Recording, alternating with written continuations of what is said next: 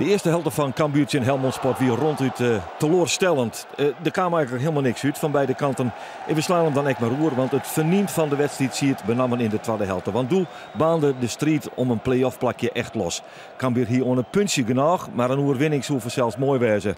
Dit is een korte corner, naam terug Daniel Crowley. Krijgt de bal weer om van Justin Mathieu. Pleert hem dan de sectiemeter in. En daar zit de centrale verdediger van Cambuur, Matthew Steenvoorden. Hij scoort de bevrijdende 1-0. Allereerst, dat wachten de 8000 mensen in het stadion. Het is weer een mooie voorzet van Crowley. De kopbal komt precies op tijd. En Cambuur liet in het feest beginnen in het Cambuurstadion. Maar dat kwam net helemaal uit. Want hier is Virgil Sheldon. Die mikt de bal de 16 meter in. Oh, wat zit Braber daar vrij om die bal in te koppen. En in een omsjog is het eigenlijk een ekwer gelijk.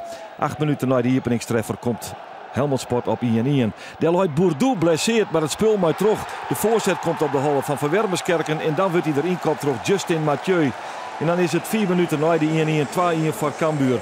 Je kunt het van alles verzezen. De Leute die blesseert, maar het terug of net. Maar het giert terug. En doe wie Cambuur wil zo'n beetje los. Doe kwam de zaak op de rails. Dit is een blok van Wermerskerken. En maar goed terugzetten krijgt hij de bal bij Van Kippersluis. Die zit er niet een keer. Braber zit er nog om in Tjensie. De bal die spat als een granaat via de onderkant van de latte in de goal. Daarmee is het 3-1. Schudder gaat hij via Braber, de latte en de dak van de goal. 3-1.